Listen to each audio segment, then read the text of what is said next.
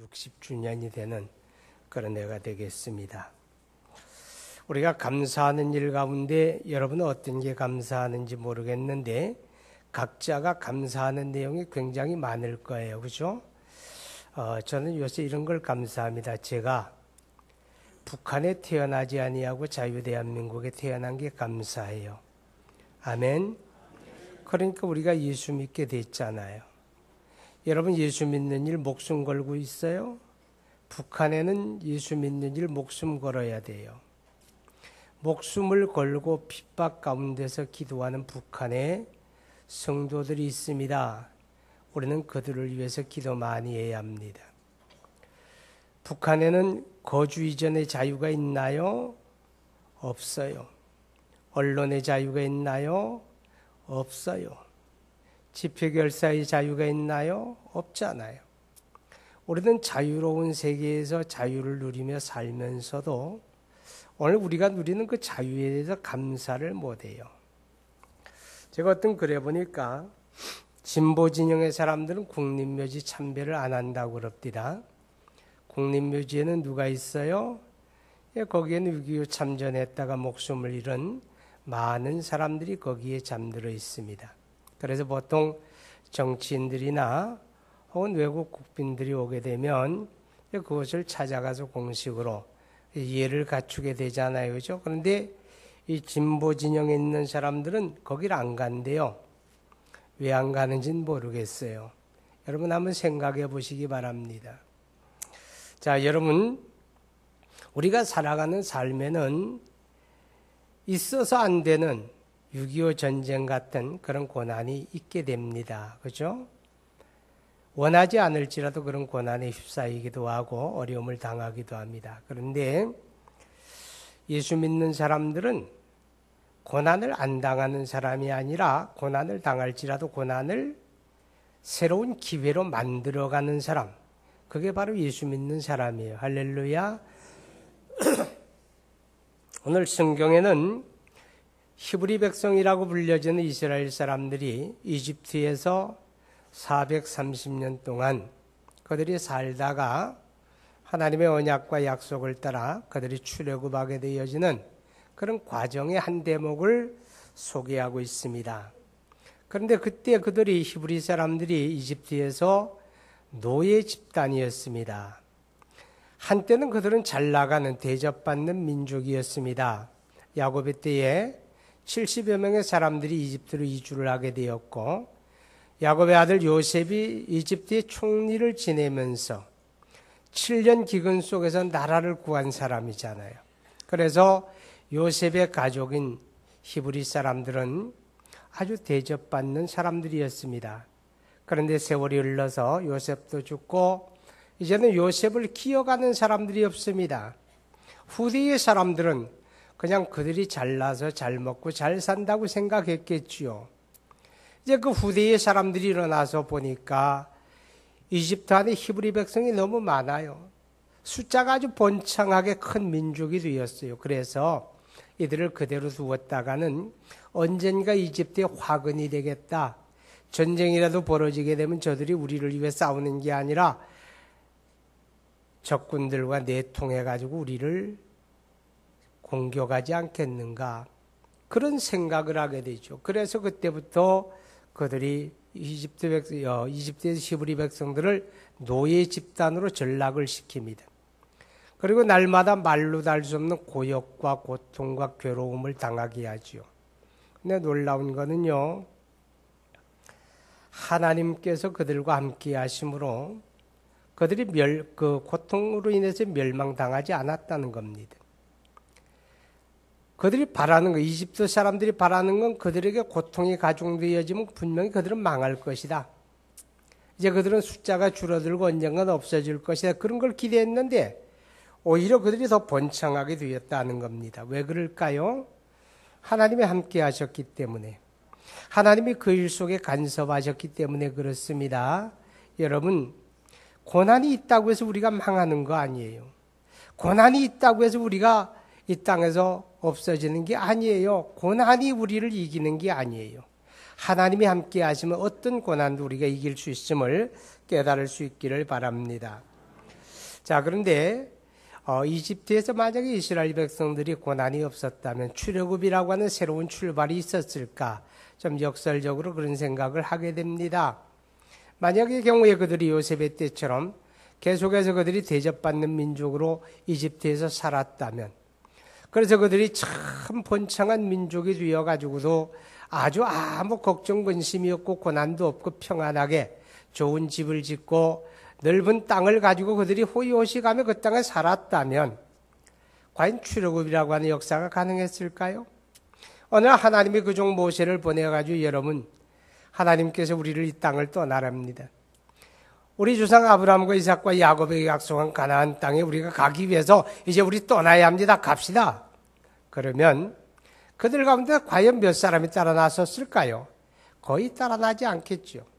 그런데 그들이 출애굽이 가능했던 건 견딜 수 없을 만큼 힘들으니까, 고난의 연속이니까, 감당할 수 없을 것만 같으니까 고난 가운데 있었기 때문에 하나님이 그종 모세를 보내서 떠나라 말씀을 하니까 그들이 하나님의 언약의 말씀을 붙들고 떠나게 되었다 하는 것입니다. 사랑하는 여러분, 만약에 저는 이런 생각을 해봅니다. 우리 대한민국에 63년 전 6.25라고 하는 전쟁에 3년 1개월 동안 이 땅에서 참으로 남북 간의 모든 걸 초토화시켰는데 그 전쟁이 없었으면 좋았겠죠. 그러나 또 역설적으로 보게 되면 그런 전쟁이 있었기 때문에 오늘의 새로운 대한민국 건설이 가능하지 않았는가, 그런 생각을 해보게 됩니다. 왜냐고요? 여러분, 전쟁 이후에 이 땅에는 우리 대한민국 사람들이 역사적으로 전통적으로 가지고 살아오던 모든 관습이 깨어지고 철폐되고 망가지고 그런 일들이 벌어지게 됩니다. 왜냐하면 자기 고향을 지켜 사는 사람들이 그리 많지 않아요. 북한에서 내려온 함경도, 평안도, 황해도 사람들이 전국에 흩어져 살게 됩니다. 전쟁 이후에 먹고 사는 게 근심이 되고 걱정이 되고, 당장 코앞에 문제가 먹고 사는 문제가 되다 보니까 먹고 사는 문제를 해결하기 위해서 사람들은 도시로 집중하게 됩니다. 이 동네 저 동네 사람들이 어울려 살다 보니까 그렇게 역사적이고 뿌리 깊은 그런 관습이라고 하는 게 깨지게 되지요. 그것이 깨졌기 때문에 사회 변화가 가능했고 경제 개발이 가능했고, 더 중요한 것은 그리스도의 복음이 전파되고 부흥운동이 일어났다는 겁니다. 만약에 그런 게 없었다면 한국교회 부흥이 가능하지 않지 않았을까, 이제 그런 생각을 해보게 됩니다. 여러분, 분명히 믿음을 가진 사람들에게는 고난이 새로운 기회라고 하는 사실입니다. 할렐루야. 그러나 모든 사람에게 고난이 기회로 다가오는 건 아닙니다. 어떤 사람 고난으로 인해 망합니다. 고난 때문에 그 가정이 무너지고 고난 때문에 인생이 무너지는 그런 경우 많이 있습니다. 그러나 어떤 사람은 고난을 새 출발의 기회로 만들어 갑니다. 어떤 사람일까요? 어떤 사람에게 고난이 새 출발의 새 역사의 새로운 기회가 될까요? 여러분, 고난 가운데서 그 고난을 허락하시는 하나님의 선한 의도를 깨닫는 사람들이 되어야 합니다. 아멘. 하나님이 고난을 모르는 게 아닙니다. 오늘 여러분이 당하고 있는 그 고난의 현장을 하나님이 못 보고 모르시고 하나님이 전혀 관심이 없는 게 아닙니다. 어떤 사람은 질병으로 고난당합니다. 어떤 사람은 가정 문제로 가정의 위기에 처하고 그게 고난당합니다. 경제적인 문제로 고난당합니다. 가족들, 자녀들의 문제로, 혹은 사회적인 문제로, 정치적인 문제로 고난의 현장을 경험하며 아파합니다. 기억하십시오. 하나님은 보고 아십니다. 나를 나보다 더 잘 아시는 하나님, 그 하나님은 내가 감당할 수 없는 고난당함을 허락지 아니하십니다. 할렐루야. 그래서 고린도전서 10장에 말씀합니다. 만약에 그 고난이 감당할 수 없는 것이라고 판단이 된다면 하나님께서 피할 길을 내사 능히 감당하게 하시느니라. 할렐루야. 여러분 예레미야 29장 한번 보시기 바랍니다. 11절 봅니다. 그냥 들으세요. 여호와의 말씀이니라. 너희를 향한 나의 생각을 내가 하나니 평안이요 재앙이 아니니라. 너희에게 미래의 희망을 주는 것이니라. 그렇게 말씀을 해요. 여러분 이 말씀이 언제 주어진지 압니까? 이스라엘 백성들이 평안할 때 주신 말씀이 아닙니다. 예레미야 선지자가 활동하던 시대는 나라가 망하고 백성들이 바벨론 제국의 포로로 끌려가서 고난의 현장 속에서 내일을 기약할 수 없는 그 참으로 암울한 시대에 하나님의 그 선지자 예레미야를 세워서 그들을 향하여 말씀합니다. 너희를 향한 나의 생각은 내가 안다. 너희에게 재난, 너희에게 재앙을 주려는 게 아니다. 평안을 주려는 것이다. 너희 미래의 희망을 주려는 것이다. 이게 하나님의 의도입니다. 여러분 우리가 아무리 고난이 힘들고 어려워도 그 고난 속에서 그 고난을 허락하신 하나님의 의도, 선한 의도를 우리가 깨닫는 사람은요 불평하지 않습니다. 낙심하지 않습니다. 고난 가운데서 하나님을 바라봅니다. 그런 사람은 고난을 새로운 기회로 만들어갈 줄로 믿습니다. 그리고 고난을 새로운 기회로 만들어갈 수 있는 사람은 고난의 때 주저앉아서 탄식하고 낙심하는 사람이 아니라 우리 하나님을 찾고 기도하는 사람입니다. 여러분 23절 보세요. 여러 해 후에 애굽 왕은 죽었고 이스라엘 자손은 고된 노동으로 말미암아 탄식하며 부르짖으니 그 고된 노동으로 말미암아 부르짖는 소리가 하나님께 상달된지라. 할렐루야. 말할 수 없는 고통이 가중되어집니다. 내일을 기약할 수가 없습니다. 죽음이 사는 것보다 편할지도 모릅니다. 그런 고난이 그들에게 날마다 짓누르게 되니까 평안할 때는 찾지도 않았던 하나님, 평안할 때는 절대로 무릎을 꿇지 않았던 그들, 평안할 땐 기도가 뭔지도 몰랐던 그들이 드디어 하나님을 찾으며 부르짖게 되었다. 이렇게 말씀을 합니다. 여러분 그런 사람은 고난을 이깁니다. 그런 사람은 고난이 새로운 기회가 됩니다. 여러분 야고보서 5장 보세요. 너희 중에 고난당하는 자가 있느냐? 저는 기도할지니라. 너희 중에 병든 자가 있느냐? 저는 기도할지니라. 믿음의 기도는 병든 자를 구원하리라. 할렐루야. 환난 날에 나를 부르라. 내가 너를 건지리니 내가 나를 영화롭게 하리라. 기도하라고 말씀하지 않습니까? 여러분 기도는 신앙 고백입니다. 나는 하나님의 살아계심을 믿습니다. 그 하나님이 나의 아버지가 되심을 나는 믿습니다. 그래서 내가 기도할 때 하나님이 내 기도 들으심을 나는 믿습니다. 이 신앙 고백이 기도입니다. 그렇기 때문에 기도는 하나님의 기쁨입니다. 그래서 우리가 기도하며 하나님을 찾을 때 살아계신 하나님의 기도 가운데 우리를 만나 주십니다. 살아계신 하나님의 기도 가운데 우리를 만나 주십니다. 여러분 예레미야 29장 12절부터 보게 되면 너희가 내게 부르짖으며 내게 와서 기도하면 내가 너희들의 기도를 들을 것이요 너희가 온 마음으로 나를 구하면 나를 찾을 것이요 나를 만나리라. 할렐루야. 우리 하나님은 우리 형편과 처지를 아시는데 언제 우리를 만나 주시는가 하면 우리가 기도할 때 만나 준다는 거예요.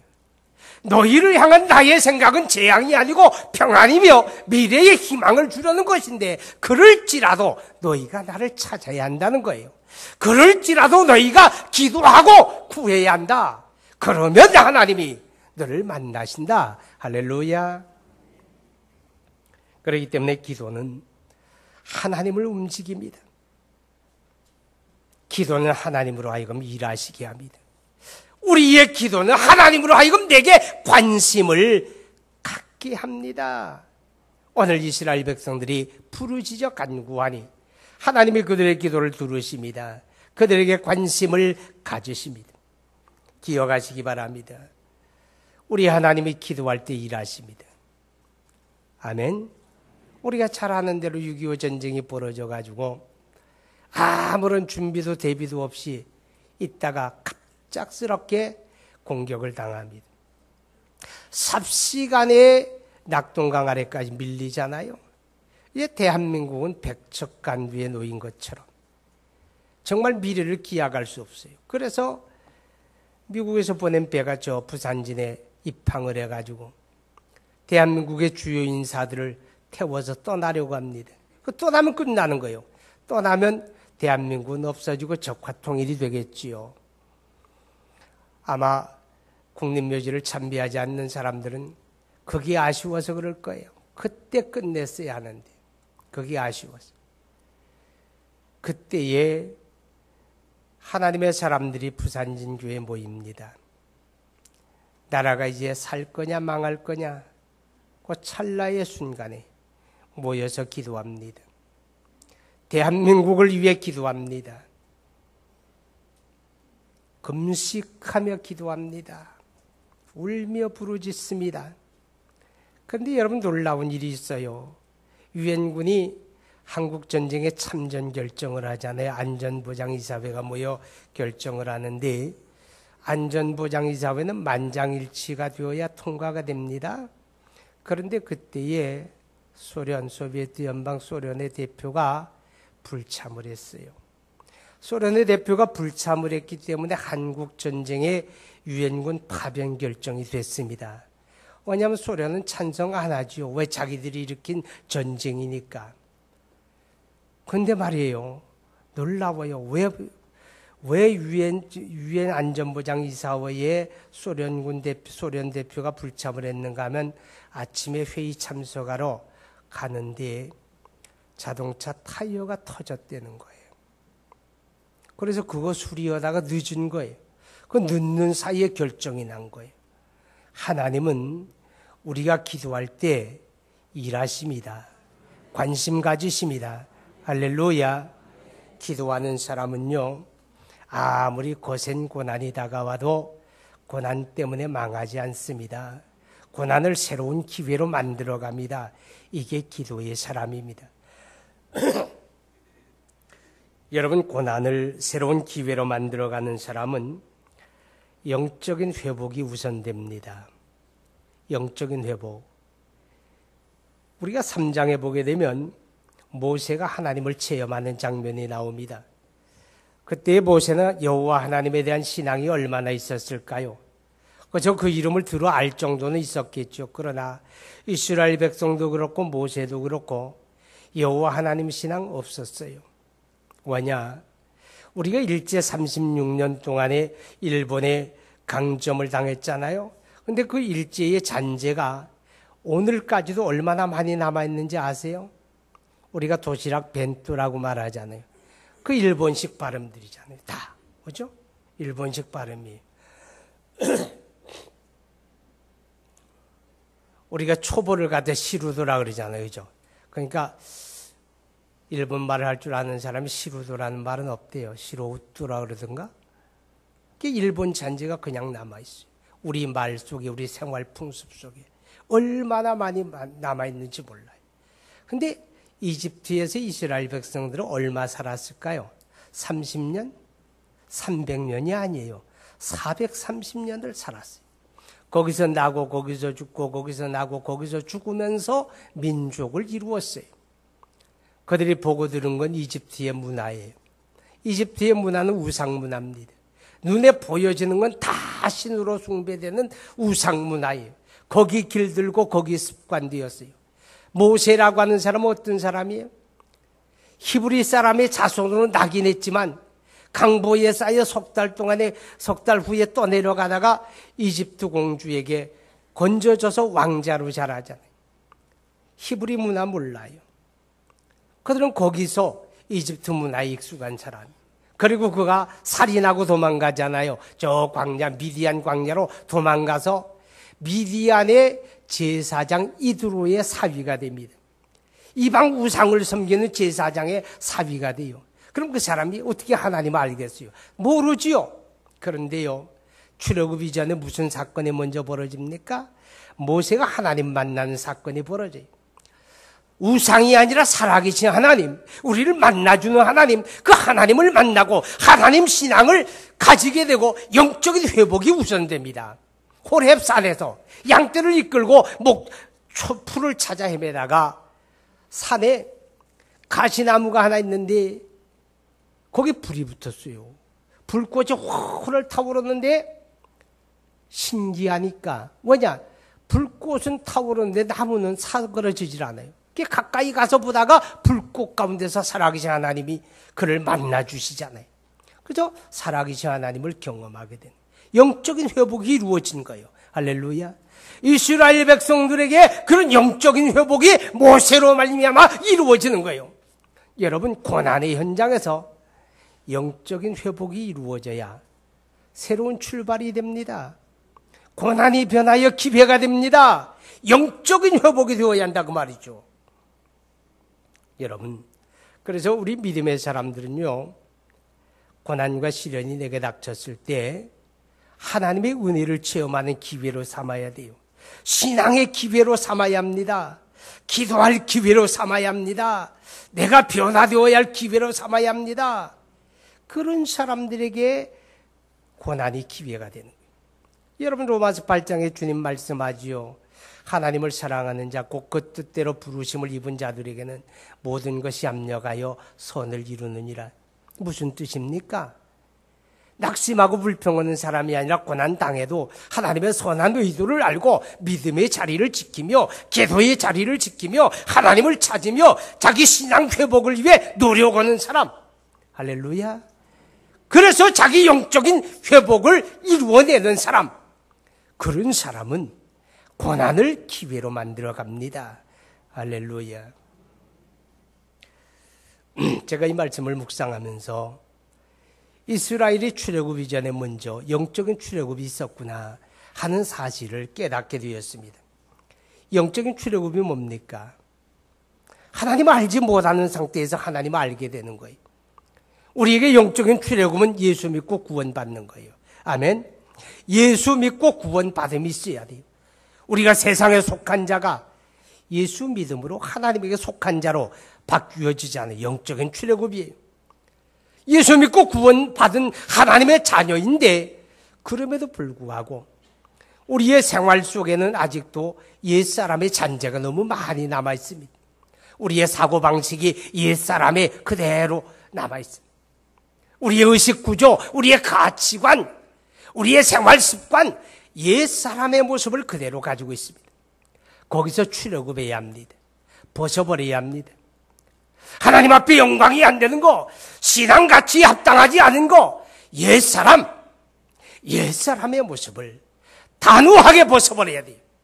말도, 성격도, 생활도, 문화도, 가치도, 의식도 벗어버려야 됩니다. 그래야 새 출발이 옵니다. 그래야 고난이 기회가 됩니다. 어쩌면 여러분에게 닥친 그 고난이 그 같은 나의 옛사람을 벗기시는 하나님의 손길일 수 있다고 하는 사실을 깨달을 수 있기를 바랍니다.